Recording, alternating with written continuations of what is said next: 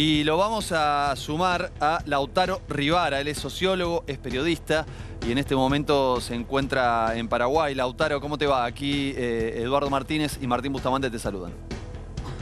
¿Qué tal, Eduardo, Martín? ¿Cómo están? Buenas noches. Buenas noches. Bueno, la pregunta que nos venimos haciendo, Lautaro, es por qué finalmente no hay un escenario abierto, un escenario parejo y el triunfo colorado es tan contundente. Mira, te diría que es la pregunta de todos los paraguayos y las paraguayas en este momento. Realmente hay un escenario de desconcierto muy grande. Nosotros venimos conversando ya hace varios días con prácticamente todo el espectro político del país y nadie auguraba una diferencia mayor a los 2, 3 o a lo sumo 5 puntos porcentuales. Mirá vos. E incluso se venía especulando fuertemente con la posibilidad de que gane la candidatura de Efraín Alegre. Así que una distancia de esta magnitud es indicativa primero de una mala lectura de los espacios políticos nacionales. Ni siquiera los conservadores estaban anticipando este resultado. También de las encuestas, que se sabía que son sumamente falibles en el Paraguay, pero también creo que expresan el tremendo poder territorial y la capacidad que tiene este aparato tan bien aceitado del Partido Colorado, un partido que, como saben, ostenta una hegemonía en el país desde hace más de 70 años. Entonces, evidentemente el factor territorial, estas redes clientelares y el conocimiento realmente personalizado de prácticamente todo el padrón paraguayo está siendo un factor clave para explicar este resultado. Y agregaría eso que también, evidentemente, Pacho Cubas empieza a capitalizar esta idea de oposición, desbancando un partido tradicional como lo es el Partido Liberal de este país, y también al Frente Guazú, el espacio tradicional de la centroizquierda, de las izquierdas paraguayas, que fue dividida en dos opciones electorales y en dos opciones y estrategias que hasta este momento están siendo severamente derrotadas. Ahora, si uno hace la lectura de las elecciones modernas que estamos teniendo, sobre todo en Latinoamérica, el impacto de las redes sociales es realmente increíble. Cubas, por ejemplo, no hizo campaña que no sea en Instagram o TikTok, ¿no? Y está sacando más de 20 puntos. Es decir, pareciera que se rompe un poco esto de los grandes aparatos que obviamente empujan y sirven. Desde el Estado, el Partido Colorado lo usó mucho, pero está esta forma distinta de hacer campaña que la verdad está teniendo resultados. Sí, incluso, mira, lo hemos debatido mucho con la gente de aquí.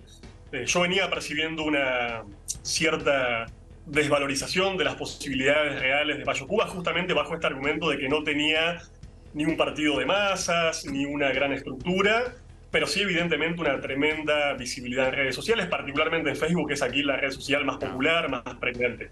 Evidentemente, contra ciertos análisis y lecturas, él está pudiendo trasladar esa visibilidad mediática y pública al terreno de los votos y está sin dudas capitalizando lo que es un descontento muy grande con los dos partidos tradicionales, no solamente con el Partido Colorado, que ha gobernado, como ustedes saben, en democracia, en dictadura, y que salvo el breve interregno del gobierno de Lugo entre 2008 y 2012, siempre ostentó la presidencia del país, sino que también ese desgaste y ese hartazgo que estamos viendo en otros países de Latinoamérica con el sistema político también está afectando gravemente al Partido Liberal, que está quedando muy, pero muy lejos de la candidatura de Santiago Peña, pero también muy cerca de Pacho Cubas, configurando algo más parecido a un escenario de tres grandes jugadores que era el escenario polarizado que se estaba augurando desde hacía bastantes semanas.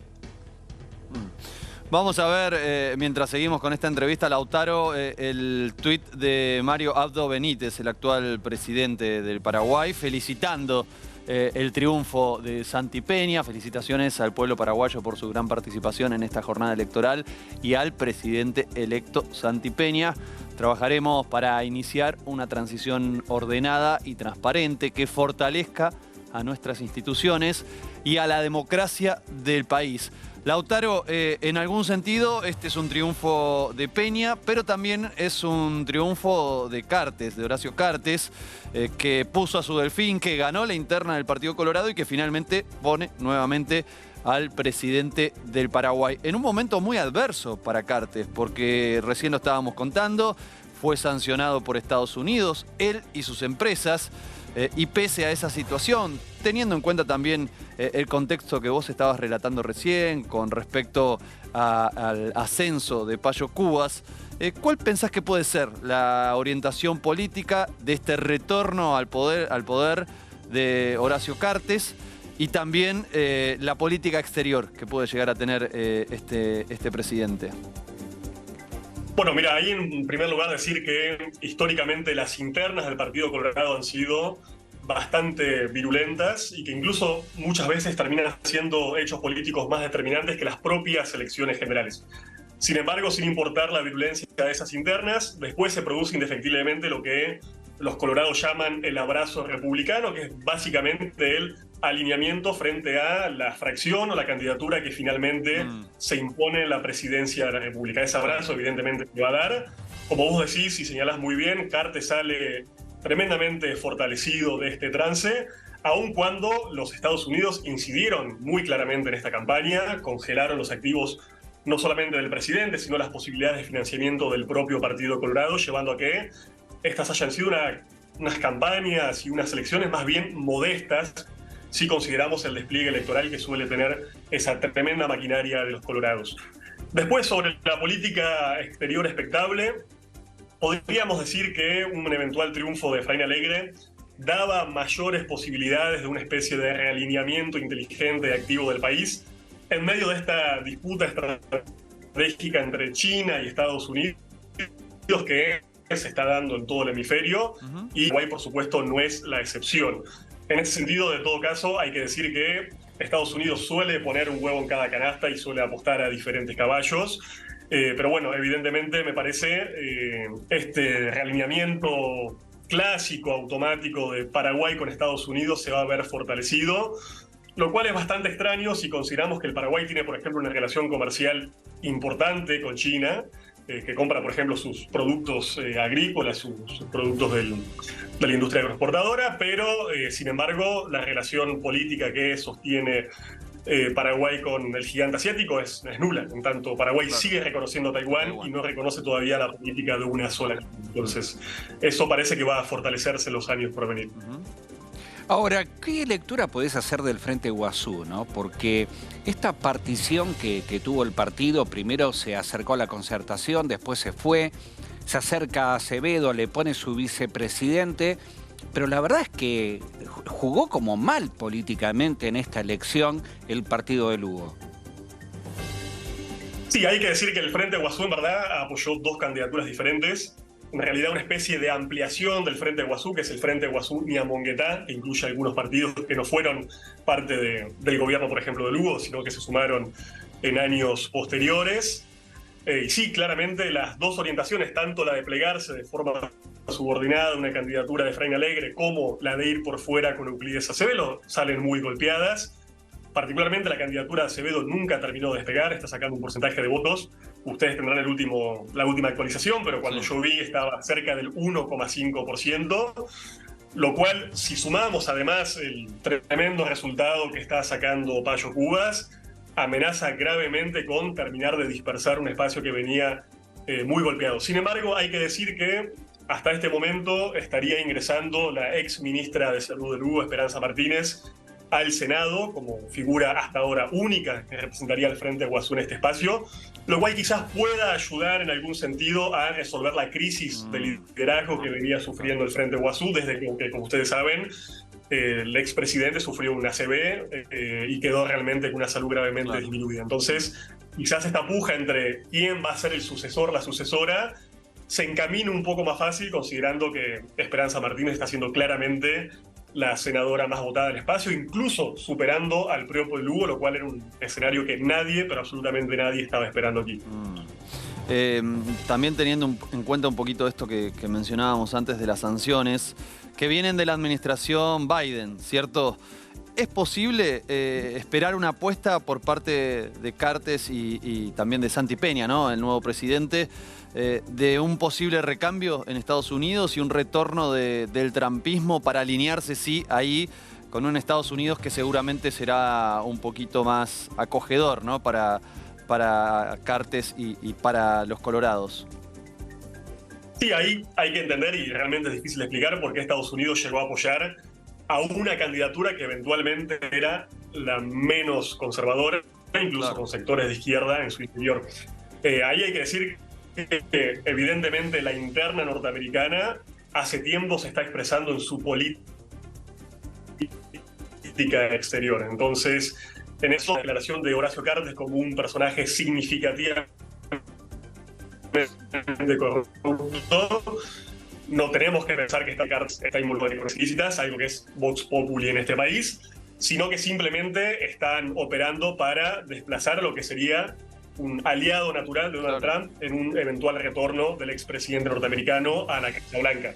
Escenario que, si lo pensamos, también se dio en otros países, cuando la administración demócrata de alguna forma le soltó la mano a los sectores más retardatarios del uribismo en Colombia, o cuando, por ejemplo, acusaron de narcotráfico al expresidente de Honduras, Orlando Hernández. Entonces, estamos en presencia de una tendencia regional muy vinculada a la estrategia demócrata y, por supuesto, apurada ahora por la inminencia del retorno de Trump a la Casa Blanca. Es fuerte, ¿no?, lo que estás contando, y también te pregunto a vos, Edu, porque pensar que por lo menos hay dos hechos que están impactando en todos los países. Uno es el nuevo rol que empieza a tomar China, un poco más político, porque hasta ahora era más que nada comercial, calladito, sin meterse demasiado en conflictos internacionales. Ahora empieza a jugar en la diplomacia internacional e incluso va a intentar que haya finalmente un acuerdo en Ucrania.